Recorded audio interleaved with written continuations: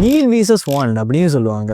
அதாவது உங்களோட ஃபைனான்சியலாக நீங்கள் இன்னும் மேனேஜ் பண்ண பழகலை அப்படின்னு சொன்னால் நீடுக்கும் வாண்ட்ஸுக்குமான வித்தியாசம் உங்களுக்கு தெரியலை அப்படின்னு தான் சொல்லணும். உண்மையிலேயே நீடுனா என்ன, வாண்ட்ஸ்னா என்ன அப்படின்னு சொல்கிறத இந்த வீடியோவில் பார்க்க போகிறோம். இந்த வீடியோவை நீங்கள் பார்க்குறதன் மூலமாக டன்ஸ் ஆஃப் மணியை உங்களால் சேவ் பண்ண முடியும். அதுக்காக நான் யூஸ் பண்ணுற சில டிப்ஸையுமே நான் சொல்கிறேன். ரியல் லைஃப் எக்ஸாம்பிளோட நான் எப்படி என்னுடைய நீட்ஸையும் வாண்ட்ஸையும் டிவைட் பண்ணுறேன் அப்படின்னு சொல்கிறதையும் இந்த இடத்துல உங்களுக்கு சொல்கிறேன். நீட் அப்படின்னு சொல்கிறது சிம்பிளான ஒரு கான்செப்ட் தாங்க. உங்களுக்கு அது கட்டாயம் தேவை. வாண்ட்ஸ் அப்படின்னு சொல்கிறது உங்களுடைய ஆசை இருந்தால் நல்லாயிருக்கும் அப்படின்னு சொல்கிறது. எக்ஸாம்பிளுக்கு சொல்லுவோம், உங்களுக்கு ஒரு ஃபோன் வந்து தேவை அப்படின்னு சொன்னால் அது நீட். ஏன்னா உங்களுக்கு ஃபோன் தேவைப்படுது, கட்டாயம் அந்த ஃபோன் தேவைப்படுது.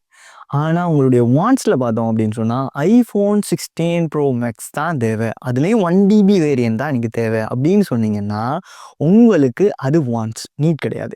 நீடு என்ன அப்படின்னு சொன்னால் இந்த ஃபோன் இல்லாட்டி என்னால் இந்த விஷயத்த பண்ணவே முடியாது அப்படின்னு சொன்னால் மட்டும்தான் அது நீட்ஸுக்குள்ளே வரும். ஸோ நம்மள நிறைய பேர் நம்மளுடைய சேவிங்ஸை அழித்து நம்மளுடைய வாண்ட்ஸை வாங்குகிறோம். அப்படி பண்ணவே கூடாது. ரிச்சில் இருக்கக்கூடியவங்க என்ன பண்ணுவாங்கன்னா, இல்லாட்டி ரிச் ஆகிறதுக்கு ட்ரை பண்ணுறவங்க என்ன பண்ணுவாங்கன்னா, நீட்ஸை தான் ஃபுல்ஃபில் பண்ணுவாங்க. அதுக்கு அப்புறமா தான் வாண்ட்ஸுக்கு வருவாங்க.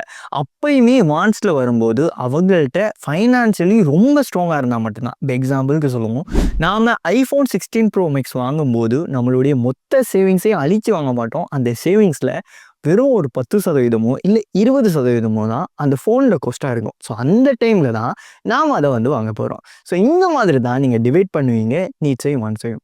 ஸோ இது இன்னும் கொஞ்சம் ரியல் எக்ஸாம்பிளோட சொல்கிறதுக்கு நான் ரியல் லைஃப் எக்ஸாம்பிளே சொல்கிறேன். என்னுடைய லைஃப்பில் நான் 2021 முதலாவது லேப்டாப்பை வாங்குகிறேன். இது ஸ்ரீலங்காவில் தான் வாங்குகிறேன். 3 லட்சம் ரூபா செலவழிச்சு, ஸ்ரீலங்கா ருபீஸுக்கு 3 லட்சம் ரூபா செலவழிச்சு நான் அந்த லேப்டாப்பை வாங்குகிறேன். அதுக்கப்புறமா என்னுடைய iPhone 13 Pro Maxும் அதே மாதிரி என்னுடைய ஐபேடும் வந்துட்டு நான் வாங்குகிறேன். கிட்டத்தட்ட 1 மில்லியன் ருபீஸ் ஸ்ரீலங்கன் ருபீஸ் வந்து காஸ்ட் ஆகுது. இதை நான் வந்து கட்டாருக்கு இன்டர்நேஷ்னல் ட்ராவல் போகும்போது அந்த இடத்துல வாங்கியிருந்தேன். ஸோ இவ்வளோ ஸ்பெண்ட் பண்ணியிருந்தாலும் அந்த டைமில் என்கிட்ட ஒரு பைக் கூட எனக்குன்னு சொந்தமாக கிடையாது.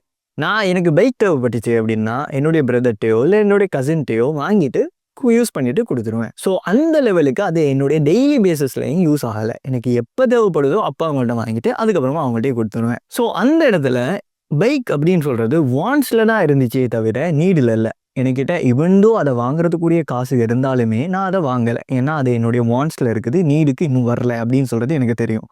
ஸோ அதுக்கப்புறமா 2023 அந்த பைக் அப்படின்னு சொல்கிற அந்த பொருள் என்னுடைய நீட் லிஸ்ட்டுக்கு வந்துச்சு. எப்படி வந்துச்சுன்னு சொன்னால், நான் என்னுடைய முதலாவது ஃபிசிக்கல் பிரான்ச்சை வந்து ஸ்டார்ட் பண்ணுறேன். ஸோ எவ்ரிடே நான் வந்து ஆஃபீஸுக்கு போய் வர வேண்டிய சிச்சுவேஷன் இருக்குது. ஸோ இந்த இடத்துல பைக் அப்படின்னு சொல்கிறது வாண்ட்ஸ்லேருந்து நீடுக்கு வந்துட்டு, ஸோ அந்த இடத்துல நான் வந்து பைக்கை வாங்குகிறேன். ஸோ என்னுடைய நீடை வந்து ஃபுல்ஃபில் பண்ணுறேன். வாண்ட்ஸில் இருக்கிறது அப்படியே தான் இருக்குது. நீடுக்கு வந்ததுக்கு அப்புறமா தான் நான் அதை வந்து பர்ச்சேஸ் பண்ணுறேன். ஸோ இந்த இடத்துலையும் பைக் அப்படின்னு சொல்கிறது உங்களுடைய நீடுக்கு வந்துட்டு அப்படின்னு சொன்னால் என்ன பைக் வாங்க போகிறீங்கன்னு சொல்கிறதும் இந்த இடத்துல ரொம்ப கொஸ்டின் மார்க்காக இருக்கும். ஏன்னா நீங்கள் ரொம்ப சூப்பர் பைக்லேயும் போகலாம், நார்மலான பைக்கும் வரலாம்.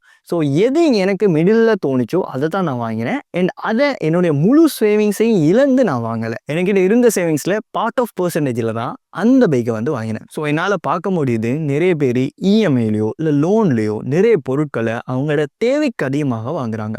ஸோ இப்படி வாங்குறதுனால என்ன ஆகுது அப்படின்னு கேட்டால், நீங்கள் உங்களை அறியாமலே ரொம்ப பெரிய சுமைக்குள்ளே தள்ளிடுறீங்க. இப்படி தள்ளுறதன் மூலமாக உங்களுக்கு பேசிக் ஃப்ரீடமே இல்லாமல் போயிடும்.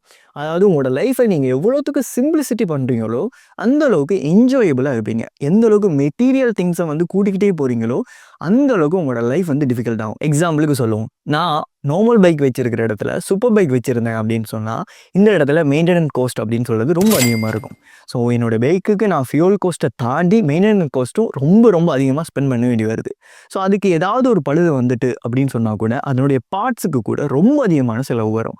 ஸோ எந்த ஒரு டிசிஷன்ஸ் எடுக்கக்குள்ளேயும் வைஸ்லி செலக்ட் பண்ணுங்கள். அண்ட் இன்னொரு முக்கியமான ரூல் இருக்குது. ஒரு பொருள் நீ ஆசைப்பட்ட உடனே வாங்கணும் அப்படின்னு சொல்லி எந்தவித அவசியமும் கிடையாது. 3 நாளைக்கு அதை தள்ளி போடுங்க. எக்ஸாம்பிளுக்கு சொல்லுவோம், நான் ஒரு மாலுக்கு போகிறேன், அந்த இடத்துல ஒரு பொருள் எனக்கு பிடிச்சிட்டு, அந்த பொருள் எனக்கு இப்போ தேவை, எனக்கு அதுக்குரிய ஃபைனான்ஷியல் கேப்பபிளும் இருக்குது, அதை வாங்குறதால ஒரு ரூபா கூட எனக்கு வேஸ்ட்டும் ஆக போகிறதில்ல, ஜஸ்ட் வாங்குவோம் அப்படின்னு சொல்லி என்னோட மனசு சொல்லுது. ஆனால் அதுக்கப்புறமா அந்த பொருளை நான் வாங்கிட்டேன் அப்படின்னு சொன்னால் நிறைய வாட்டி அந்த பொருளை யூஸ் பண்ணவும் மாட்டேன். அது சும்மா தான் அதே இடத்துல இருக்க போகுது. ஸோ இந்த மாதிரி இடத்துல நீங்கள் உங்களோட மனசிட்ட சொல்லுவீங்க, 3 டேஸ் கழித்து இதே டிசிஷனில் நீ மாறாமல் இருந்தாய் அப்படின்னு சொன்னால் அந்த பொருளை நம்ம வாங்குவோம் அப்படின்னு சொல்லி. ஸோ 3 டேஸ் கழிச்சதுக்கு பிறகு நீங்கள் பார்த்தீங்கன்னா அந்த பொருளை மறந்து கூட போயிடுவீங்க.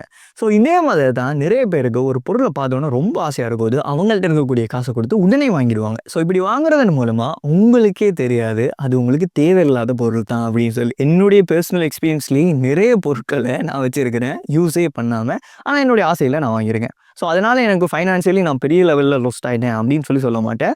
ஆனால் லொஸ்ட் ஆகிருக்கிறேன். பிகாஸ் அதை நான் யூஸ் பண்ணலை. என்னை பொறுத்தவரையும் ஒரு பொருளை நீங்கள் வாங்குறீங்க அப்படின்னு சொன்னால் அதனுடைய மேக்ஸிமம் பெர்ஃபார்மன்ஸை வந்து யூட்டிலைஸ் பண்ணணும். அப்படின்னா மட்டும்தான் நீங்கள் அந்த பொருளை வாங்கினதுக்கு ஒரு மதிப்பு இருக்குது. ஸோ இதுக்கப்புறமா நீங்கள் டிசைட் பண்ணுங்கள் எது உங்களுடைய நீட்ஸ், எது உங்களுடைய வாண்ட்ஸ் அப்படின்னு சொல்லி.